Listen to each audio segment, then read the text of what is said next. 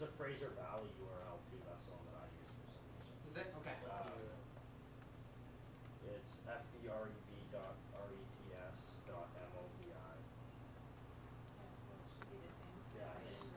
it's just a lot. As it was working yesterday, so I know it might be down for some minutes. So I'll confirm that address though. So kind of in summary, I just had talk about some of the ways that, you know, day to day, how things can make your life easier, and also make your life easier on holidays. So this year alone, and it sounds funny, this is all true, is I had a buyer who wanted to write a property, or an offer on a property. They texted me the MLS number and said they want to write an offer. So I'm out at the Cakebit Winery in Napa, and in all honesty, I'm probably 7 or 8 glasses of wine in. But we went through the process where I was able to, and I had my iPad with me, I just got it. I was able to go into web forms, create the contract, email it to my client, they signed it, send it back to me. I emailed it to the realtor, I called them for free on Skype, negotiated back and forth, sent 2 rounds of counter offers back and forth, got the final signatures, accepted offer. Yeah, I missed probably 1 or 2 of the wine tastings, but you know, like I said, to interrupt my holiday for an hour and make $10,000, for me that's a compromise I'm willing to make. Another option, this is where that keynote presentation comes in, is in San Francisco earlier this year, and I had someone who called me, and I was only gone for 4 days, so I didn't change my message to say I was out of town. I've got a buyer's agent and assistant in my office that can look after things for me. So I get a call from someone who wants to list their property. I'm like, okay, well, when do you want to meet? And it's like, well, Saturday. I don't fly back till Monday. A little bit of a problem because they want it listed right away. So I said, you know what? You know, I'm not available at the time, but what I can do is we'll create a presentation for you. I'll email it over to you, and we'll conference call. We'll go through it. So, like I said, having Keynote on there, it's the same as having a full version of PowerPoint on your iPad. Went through, pulled the comparables, made the change to the graphs, emailed it over to the client, conference called him and his wife, went through the listing presentation while I'm sitting in a coffee shop in San Francisco. 45 minutes later, I have a listing. I come back, fly back Monday, listing goes in, away we go. Last one is remove subject. We're sitting on the beach in Mexico. Again, iPad, we've gone through how somebody just emails me email the subject to my clients. I've got it on my iPad, it's next to my bucket of Corona and my beach chair and sand. And like I said, does it interrupt your holiday for a few minutes? Yeah, and you can make the argument that, you know, it's better to turn off when you're on holidays.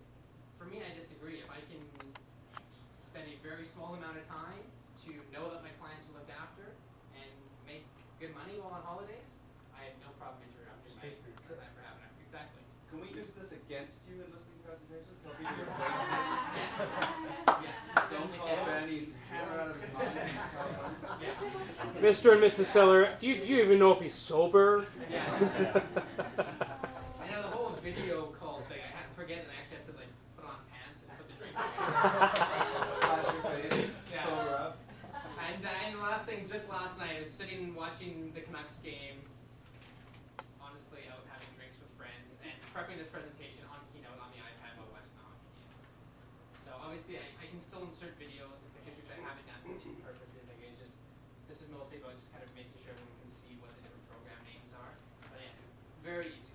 You know, it really makes that mobile life simple. Yes? So I guess the key difference that you can sign is an iPad like Yes. that instead of a notebook where you just So I mean, for me, the biggest advantage of all of this, even if you take nothing else out of this, is signing contracts on an iPad is awesome. You can forget everything else. Like that's the key point. When do you think the next one's coming? It's just going to kill me. January. Is it January? I think so. Okay, then. Yeah. I'm dying. I'm dying.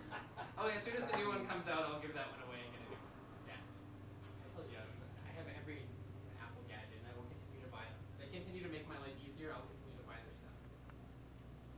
Any other questions Battery life. on iPad? You ever run anything down and gone, hey? You know what? My old iPhone, I had to plug in by about 1 o'clock every day. I put about 3,300 minutes a month on my cell phone and go through 4 or 5 gigs of data on my phone, and that's even after I have the iPad, which has its own separate data plan. The iPhone 4 is pretty good. It typically will get me through the day. iPad, the life on it's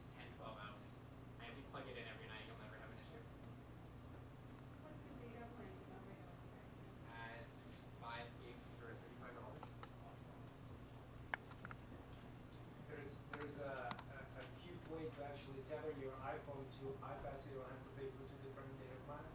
You have to jailbreak the iPhone now. And then you can turn it into a little Wi-Fi hotspot and then get a little Wi-Fi. Yeah, and I have some friends who've done that and it works perfectly for. I just my phone is my lifeline in this business, and I'm not willing to jailbreak it and have anything go wrong with it. So I would rather pay the $35 and take that chance. But I have clients and friends who've done it and it works perfectly. Anything else? What do you guesstimate your monthly cost to be to run your self-ignis system, mobile system? Outside of the initial hardware costs, it's a $70 a month in data plans, $100 a month in cell phone plan, and that's about it. 120 for top producer. Yeah, okay, true. But I was paying that before it was mobile. But you just don't, like, you say, you use it by default because you just don't know of anything better Yeah. at this point. Yeah, so I mean, I wouldn't say I recommend it, but if you're going to go that route, then I think it's the best of what's out there right now. I mean, I wouldn't give it a ringing endorsement, but for what I use it for, it works well.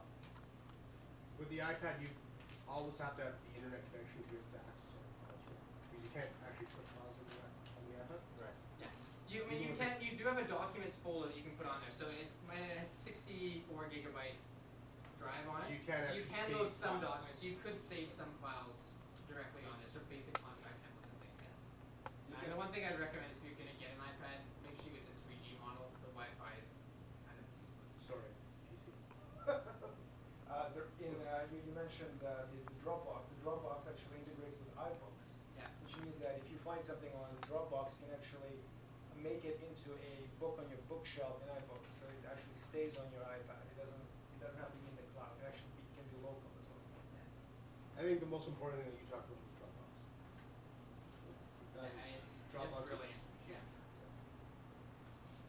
Excellent. Like I said, if any other questions come up, feel free to call, email, whatever. Like I said, there's certainly more that you can do, and this isn't everything that I use mobile technology for, but this is sort of the most practical day-to-day stuff to just save time. Like I said, if you want any sort of more advanced advice, certainly feel free to let me know.